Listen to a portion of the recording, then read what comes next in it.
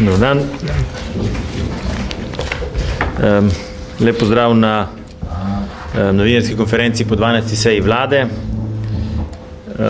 Predlagam, da kar minister Šušteršič prevzame besedo, potem pa nekaj vprašanj. Dober dan. Vlada je danes sprejela program stabilnosti, ki ga bo posredovala Evropski komisiji v Bruselj. Kot veste, je program stabilnosti dokument, s katerim sporočamo našim evropskim kolegom, kakšni so naši načrti na področju fiskalne politike, kakšni so tudi seveda rezultati in kako izpolnjujemo priporočila, ki smo jih dobili v preteklosti. Tako da z vidika razprav, ki v Sloveniji potekajo in seveda predlogov, ki jih je vlada že dala v tem programu, ni novosti, je pa seveda še enkrat povedano, kakšne so smeritve vlade in mislim, da to ni nikoli odveč povedati še kdaj. Tako da glavni cilji, ki so v programu stabilnosti, so, da se primanjkljaj države zniža pod mejo 3% bruto domačega proizvoda. Zdaj tukaj govorimo o celotnem primanjkljaju države po evropski metodologiji.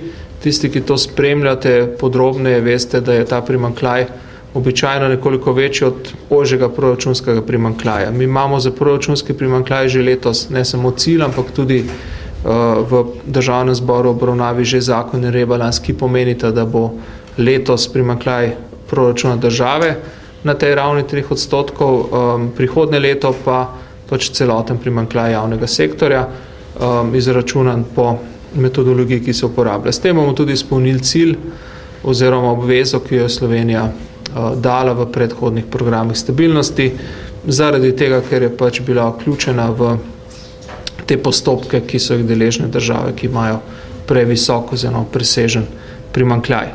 Drug pomemben cilj je tudi potem, da proračun strukturno oziroma javne finance strukturno ravnovesimo do leta 2015. Zakaj do leta 2015? Zato, ker, kot veste, je v državnem zboru tudi v obravnavi ustavni člen, ki bi določil, da morajo biti od leta 2015 naprej javne finance uravnotežene.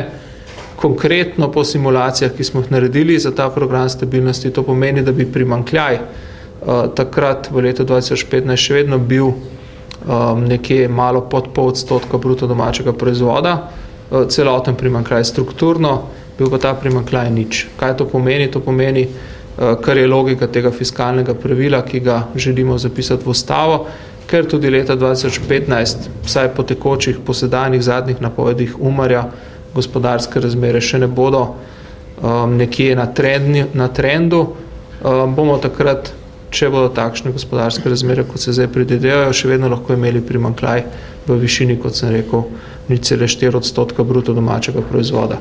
Če pa bodo, seveda, kar vsi pričakujemo, ukrepi tudi za oživitev gospodarske rasti uspešni in bomo imeli boljše gospodarske razmere, pa seveda tega primanjkljaja takrat ne bo smelo biti.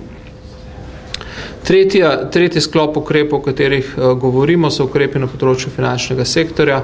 Veste, da si vlada prizadeva, da bi izpeljala dokapitalizacijo Nove Ljubljanske banke brez sodelovanja proračunskih sredstev, to se pravi tako, da povabi k dokapitalizaciji zunanje investitorje, ti pogovori tečejo, trenutno poteka tudi skrbni pregled banke in pričakujemo, da bodo ti pogovori se na koncu uspešni, bodo pripeljali do tega, da bomo v zakonskih rokih oziroma predpisanih rokih imeli trden dogovor o dokapitalizaciji banke. Toliko na kratko vsebini tega programa. Zdaj pričakujemo seveda obravnavo v naslednjih mesecih. Evropska komisija bo že v maju podala svoje prve ocene tega, kako ocenjuje, da Slovenija izpolnjuje svoje cilje.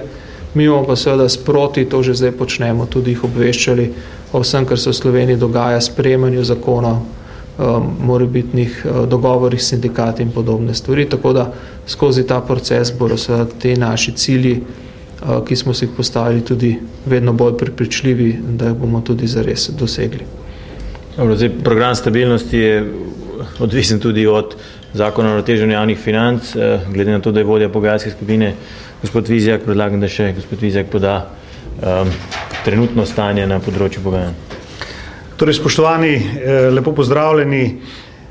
vladni pogajalci smo se na različnih nivojih in z različnimi zainteresiranimi pogajali okrog tako rebalansa kot seveda zakona o uravnoteženju javnih financ.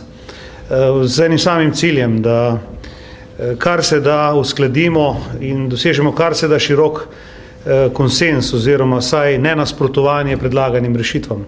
Tako smo se pogajali z stavkajočimi, to je delom sindikatov javnega sektorja, ki ga povezuje v stavki gospod Štrukelj. Potem smo se pogajali s preostankom dela javnega sektorja, ki torej ne stavka, konkretno s Fidesom in še z nekaterimi drugimi sindikati. Pogajali smo se tudi za Zvezo svobodnih sindikatov, povsem ločeno, in tudi z nekaterimi civilnimi iniciativami, konkretno družinsko pobudo, civilna iniciativa za varstvo družine in otrok. Vse z enim torej samim ciljem, da na različnih nivojih, po različnih vsebinskih sklopih to prediskutiramo in najdemo rešitve.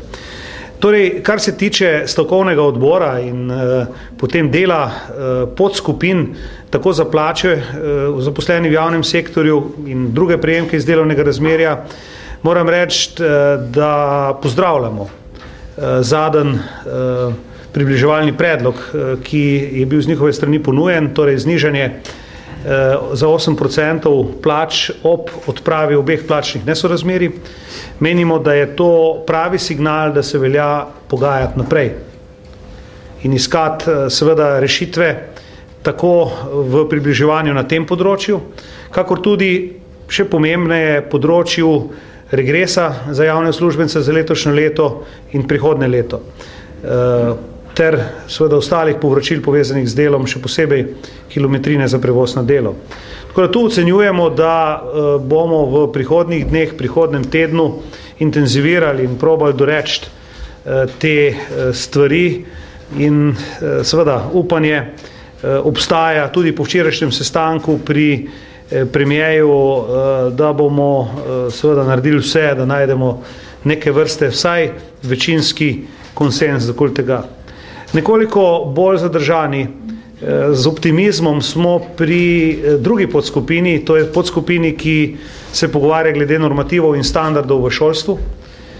Moram reči, da je tu zelo malo napredka ali nič, kljub temu, da minister Turk, ki vodi to podskupino, minister za šolstvo, znanost, šport, mladino, predlaga številne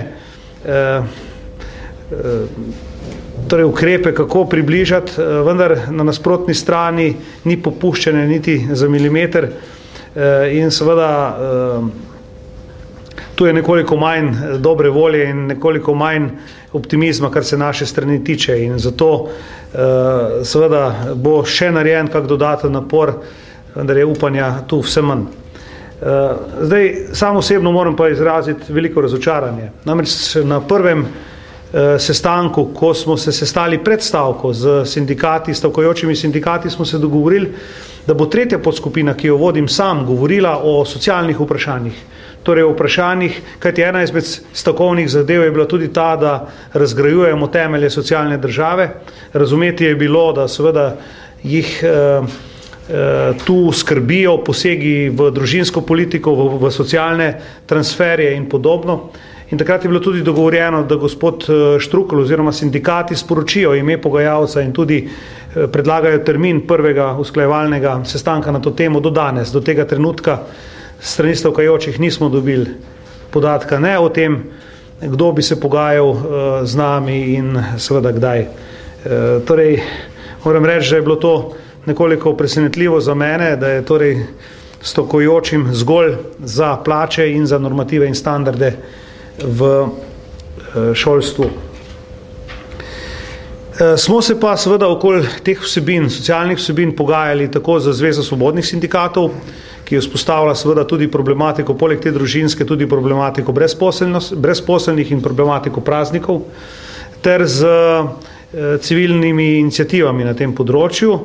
In ta pogajanja so dobro potekajo. Moram reči, da imamo nekaj že skupnih osnov, ki pa jih seveda bi poudaril takrat, če bomo seveda dosegli dogovor. Gre pa v smislu približevanja z naše strani njihovim predlogom, torej zlasti pri starševskih nadomestilih in nekoliko pri vrtcih, ter še drugi predlogi so v igri, tako da tudi tu moram reči, da sem nekoliko boljše volje in bolj optimističen. Torej, če strnem, lahko povzamem, da smo s temi pogajanji prišli relativno daleč in da nam ne manjka več veliko, če bo seveda volja. In po včerajšnjem sestanku moram reči, da je bila izražena kar pomembna stopnja pripravljenosti pri vseh sindikalistih. Moram reči, edino gospod Branimir Štrukelj iz Sviza je Sindikata vzgoje in izobraževanja je bil nekoliko, tako bi rekel, premalo je dajal vtisa, da je možen dogovor zlasti na njegovem področju. Zdaj upam, da bomo tudi to še presegli v naslednjih dneh, ampak seveda čas se nam izteka. Mi ne mislimo čakati v nedogled. Kot veste, je seja parlamenta, kjer ne bi sprejeli te predvidoma 10. maja in to je na nek način blizu. In zato vmes so prazniki, 2 vikenda in torej tega preboja, čas za kakšen preboj na tem področju, zlasti področju normativov in standardov tega časa je vse manj. Jaz sem tudi že včeraj zvečer in tudi premier je bil relativno jasen, da kaj bo v primeru, če seveda ne bomo mogli doseči tu določene stopnje soglasja in bomo šli na referendum. Nam je v interesu, da dosežemo kar se da širok dogovor z sindikati. Seveda ne delamo si iluzij, da je možno z vsemi sindikati doseči dogovor. Vse nekateri še kar stavkajo in je tudi diskusija na to temo problem. Nekateri so izredno togi pri nekaterih vprašanjih in če dosežemo neko širše soglasje med sindikati, bo že to lahko ob tako pomembnih temah kar dosežek in vidimo, da je tu možno doseči razmeroma veliko soglasje in zato bomo vladni pogajalci vztrajali do zadnjega. Ne bo odveč, tudi da še enkrat poudarim. Mi smo prepričani, da ta varčevalni ali pa bi rekel ta paket za uravnoteženje javnih financ ni zadosten pogoj, da Slovenijo potegnemo iz krize. To pa je potreben pogoj. Če tega ne storimo danes, ne bo prostora za nujne ukrepe, ki bodo spodbudili gospodarsko aktivnost, ki bodo tudi na nek način strukturne narave, ki bodo utrli pot razvoju države v prihodnjih letih. To je potreben pogoj, da sploh štartamo v pogovore. Zato je prostor za marsikatero reformo, za marsikatero ukrep, ki ga sindikati zdaj predlagajo v socialnem sporazumu, katerega pogajanja potekajo paralelno. In zato je dobro, da storimo ta prvi potreben pogoj in da sledijo drugi prav tako potrebni pogoji, ki bodo otvorili neko celovito perspektivo te naše države v naslednjih mesecih. Hvala, minister, za vprašanje. Lidija. Lidija TV Slovenija.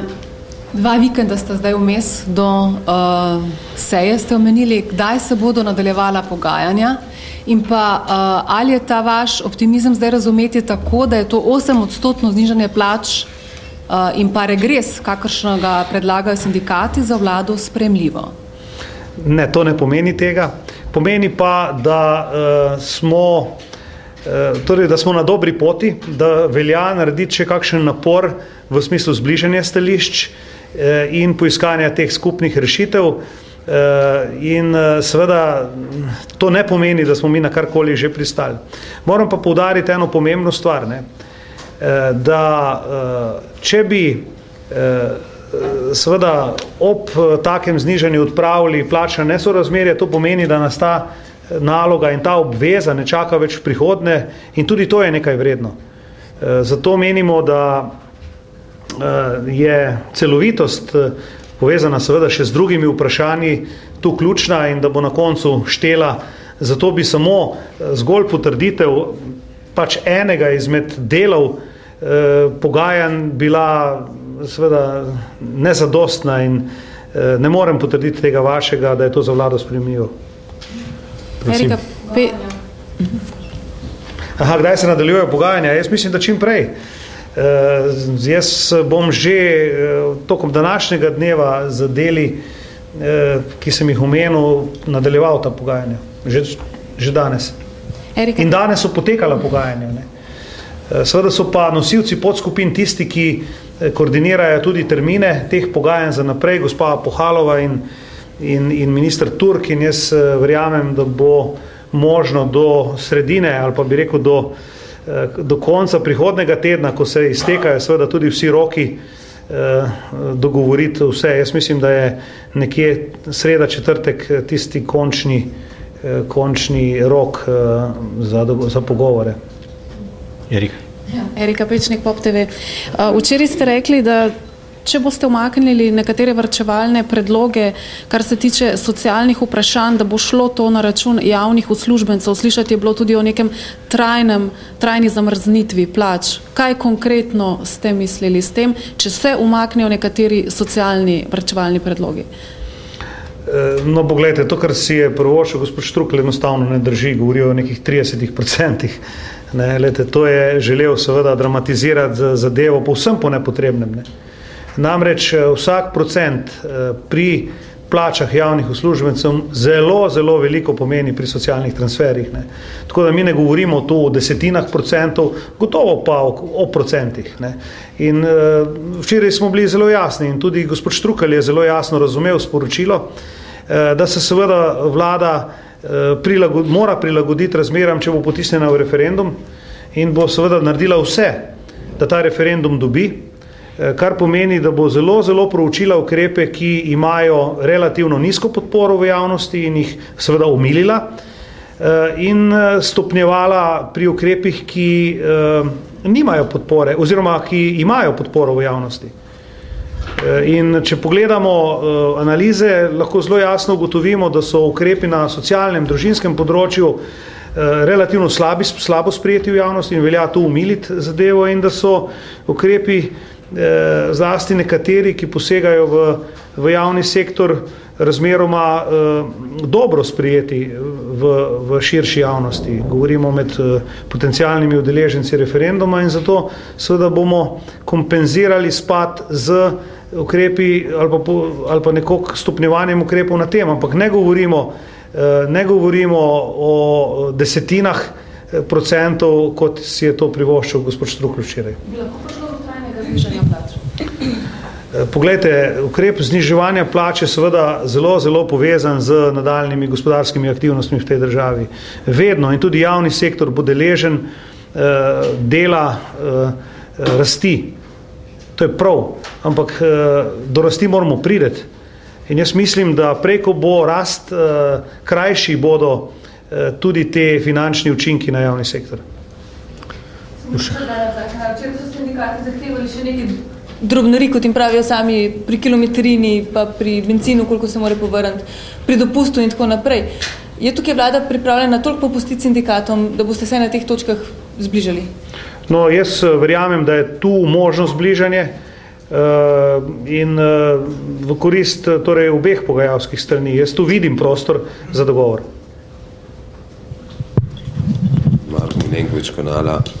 Za vas, gospod minister, zanima me vaš komentar včerajšnjega znižanja rejtingov vseh treh največjih bank. Moody's govori o sharp decline in quality, pač radikalnem poslabšanju kreditnih portfeljev, in glede na to, da gre za tri res največje banke, to pomeni, da se pač stanje v celem sistemu izgleda poslabšano. Spravi, kakšno je dejansko stanje v bančnem sistemu, če bo te načrtovane dokapitalizacije dovolj? Zdaj, kot vemo, je seveda že lani bila gospodarska rast zelo nizka. Letos se napoveduje še slabše rezultati zadnjega četrtletja lanskega in prvega letošnjega četrtletja v gospodarstvu so slabi, in to se seveda odraža tudi v poslabšanju kvalitete bančnih portfeljev. Tako da je v bistvu takšno znižanje rejtinga bilo do neke mere tudi pričakovano. Dokapitalizacija, kot veste, ima rok konec junija. Zaenkrat, kot tudi veste, še nekih dokončnih dogovorov glede tega ni. Ko bodo ti dogovori sprejeti, bo pa to gotovo pozitivno vplivalo na ocene naših bank. Zaenkrat, kolikor je nam znano, ni potrebno poviševati zneska teh, se pravi, regulator ni zahteval višjega zneska dokapitalizacij, kot so bile doslej predvidene. Dati neko oceno, koliko je dejansko pol slabih posojil? No, to je eden od predmetov tega pregleda banke, Nove Ljubljanske banke, ki zdaj poteka. Tako da jaz te ocene ne morem dati, ne, še. Še vprašanje. Moody's govori o tem, da je eno od razlogov za poslabšanje tudi vprašanje, koliko bo država stala za temi bankami, če zaidejo v težave. Vi pravite, da pač država ne bo stala za njimi? Te banke so že zašle v težave in država že zelo dolgo stoji za njimi, tudi mi stojimo za njimi, ampak na drugačen način kot doslej. Se pravi, ne stojimo za njimi s proračunom, stojimo pa za njimi tako, da zelo intenzivno kot Ministrstvo za finance vodimo ta proces dokapitalizacije. Če tega ne bi počeli, kot kažejo tudi izkušnje preteklih let, ni nikogar drugega v Sloveniji, ki bi to znal ali hotel izpeljati. Tako da stoji vsekakor država za njimi v tem smislu, da jim pomaga oziroma išče rešitev za dokapitalizacijo. Splošna plovba, pač Sod je hotel prodati svoj delež, vlada je nekako bila proti, če sem jaz prav razumel. Vkolikor Sodu ne bo omogočeno, da proda ta svoj delež, nek pač ima svoje obveznosti po zakonih, jih mora izpolnjevati, v bistvu ga prodaja, zato ker pač potrebuje likvidnost. Kako bo vlada to reševala? Vlada ni razpravljala in ni sprejemala nobenih sklepov glede prodaje splošne plovbe, tako da tukaj Sod pač bo deloval v okviru svojih pristojnosti, ki jih ima po zakonu in v okviru obveznosti, seveda, ki jih mora poplačevati. Jana Krebla, Primorske novice, tudi jaz imam glede splošne plovbe in sicer glede na to, da naj bi Avkon preprečil današnjo prodajo tega kontrolnega deleža. Me zanima, kako bo zdaj počti postopki tekli naprej, pa tudi kako pravzaprav komentirate dosedanje stališče vašega ministrstva, ki je še na četrtkovi seji odbora nekako reklo, da pač cenitev je pač takšna, da ne zahteva mnenja vlade in Avkna. Ker zdaj nekako kaže, da ne bi pač bil vendarle problem s to cenitvijo. No, jaz nisem seznanjen s tem, da bi Avkon danes karkoli preprečil. Kolikor je bilo to narejeno, bomo seveda morali pogledati, na kakšni pravni podlagi je bilo to narejeno in seveda, kolikor te pravne podlage ni ukrepati proti tistim, ki so to storili.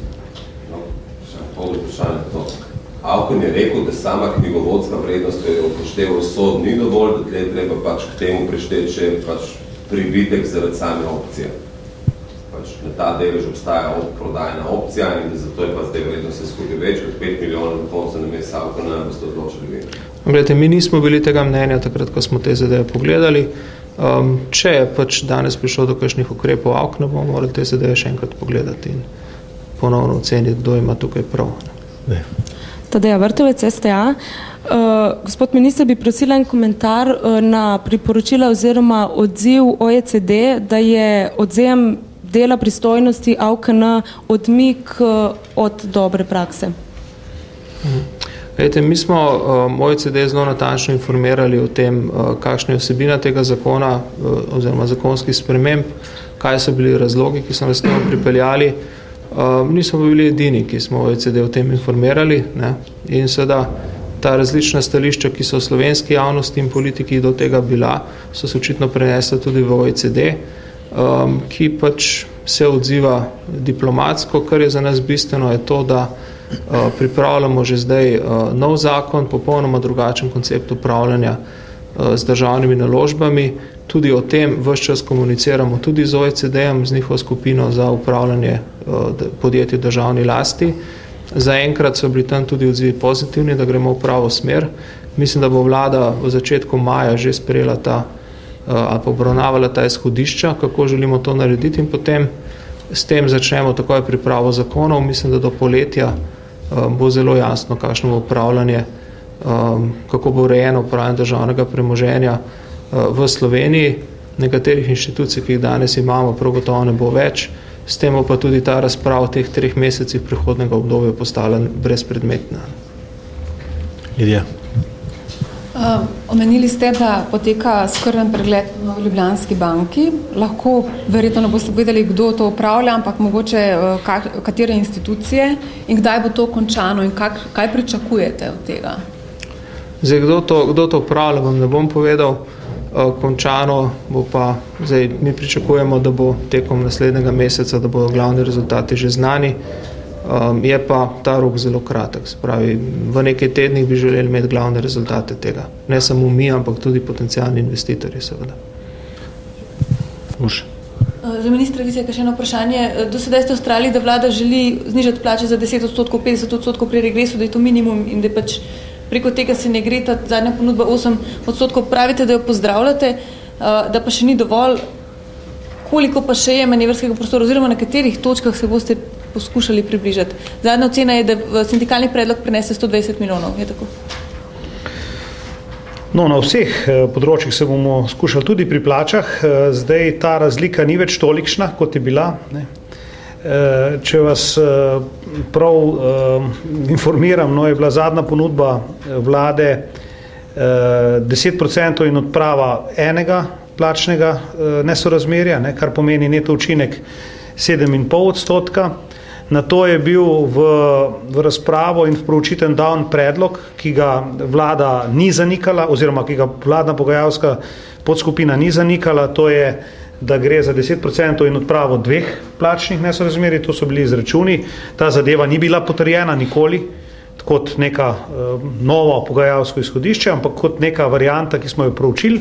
Sedaj je torej predlog sindikatov 8 in odprava 2 plačnih nesorazmerij, kar kaže na zbliževanje in to, želim poudariti, vliva neke vrste optimizem, da lahko na podlagi nadaljnih pogovorov pridemo skupaj. Ne? Ampak seveda ta zadeva ni sama in izolirana, je zelo povezana tudi z učinki na drugih področjih in jo, tako kot sindikati, tudi vlada ne more kupiti, dokler ni dogovorjenega vsega ni dogovorjenega ničesar. Ne, in zato, ker mi seveda sestavljamo sestavljanko iz vseh teh elementov, zelo pomemben je tu tudi regres javnih uslužbencev, kjer so, moram reči, da sindikati javnega sektorja bolj togi in ta zadeva za nas seveda je zelo bistvena, ker ima tudi pomembne finančne učinke. Tako da jaz samo želim povedati, da ima smisel tudi pri konkretno kilometrini, ne, so pogovori v pravo smer, ne, kar tudi ni majhen zalogaj. Manjši zalogaj so vse tiste druge stvari, ki izvirajo iz kolektivnih pogodb, kot so naprimer jubilejne nagrade in tako naprej. Ne. Tam bi verjetno zaradi nižjega obsega prišli prej skupaj. No, ampak želim vam samo eno stvar zelo jasno povedati. Da vlada točno ve, kje je meja, do katere lahko gre. In mi ne bomo popuščali pod to mejo, s katero dosežemo cilj. Cilj pa je, da uravnotežimo javne finance na obsege, ki jih je predstavil minister za finance v programu stabilnosti. In so bili poslani in so bili nenazadnje tudi in so osrednji cilj. Ne. Zato je govoriti o temu, da želimo popustiti, da smo najprej ne vem kako zaostrili in želimo popustiti, enostavno ne drži. In jaz dvomim, da bo vlada ali pa da bomo pogajalci popustili recimo pri normativih in standardih preko nekih razumnih meja. Če bodo seveda predstavniki sindikatov nam argumentiralo predstavili, da bi kakršenkoli poseg recimo vplival na kakovost, potem bi seveda o tem temeljito razmislili. Ne. Togo vztrajanje na tem, da pa brez argumentov, seveda in tudi brez poznavanja številk, ne, priča smo bili recimo pogajalcem iz Sviza, ki niso znali niti demantirati številk ministrstva oziroma vlade glede povprečnih števila otrok v vrtcih, v osnovni šoli, v srednji šoli. Ne. Ko se s takimi pogajalci na drugi strani srečujemo, seveda je težko njim pristati v neko, oziroma nam pristati v neko približevanje, če pa ni argumentov. Ne. Torej, tu bomo odločili naprej in tudi menim, da moramo tu tudi strukturno nekaj narediti za prihodnost. Ne. Tudi ni rešitev, spoštovani, da bi mi zdaj popustili za 1 let in potem imeli naslednjo leto isti problem. To ni rešitev. Pa je danes na mizi poznava vse pri teh pogajanjih v šolstvu, kakšno bo število učencev v razredih, stvar, ki je minister Turk že umaknil? No, minister Turk je zelo jasno povedal glede maksimalnega števila. Ne. Hkrati pa pričakujemo seveda tudi zelo jasno določbo glede minimalnega števila. Ne. In mora biti en podatek, ne, ki je zanimiv, zlasti za tiste z najnižjimi dohodki v tej državi, ne, s tistimi z najnižjimi penzijami in tistimi z najnižjimi plačami. Poglejte, torej otrok v starostni skupini od 1 do 3 let v vrtcu stane brez investicije v vrtec in investicijskega vzdrževanja vrtca 475 evrov na mesec. Toliko je na podlagi normativov in standardov glede seveda delovne sile oziroma teh, ki ga varujejo, toliko je glede tudi stroškov energije, drugih materialnih stroškov in stroškov tiste prehrane. Zdaj, če se vam to zdi malo, potem vprašajte tiste, ki cel mesec preživijo s tem denarjem. Dobro, še 2 vprašanji, Erika pa Mirko. Ja, gospod Šuštaršič, še za vas vseeno. Kaj se dogaja na DURS-u v zvezi z novim informacijskim sistemom EDIS, ki deluje že od oktobra, povzroča veliko preglavic?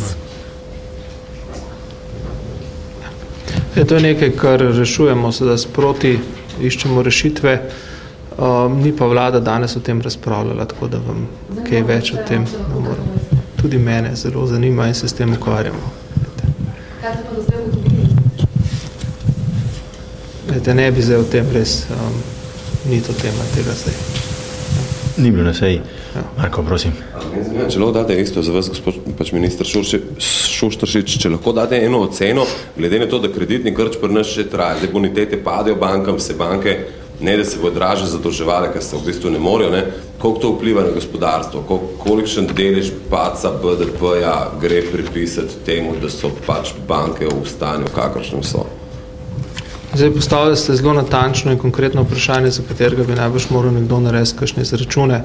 Jaz tega v tem hipu v 2 minutah ne moram narediti.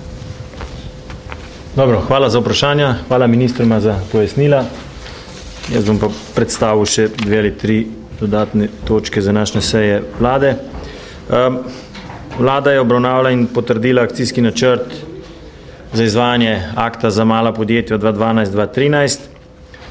Ta akt predstavlja celovit program ukrepov za ustvarjanje konkurenčnega poslovnega okolja za mikro, mala in srednja podjetja. Cilj je pripraviti nabor konkretnih ukrepov, s katerimi se bodo spodbujale nastajanje podjetij, hitrejši razvoj. Del ukrepov pa bo usmerjen tudi v nefinančne spodbude in aktivnosti za učinkovitejše in boljše poslovne okolje. Ministrstvo za gospodarstvo bo seveda imelo tudi posebno novinarsko konferenco na to temo. Vlada je danes tudi sprejela sklep v zvezi z izplačilom regresa javnim uslužbencem in funkcionarjem v letu 2012. In sicer, da se regres za letni dopust javnim uslužbencem in funkcionarjem ne izplača pri plači za mesec april 2012.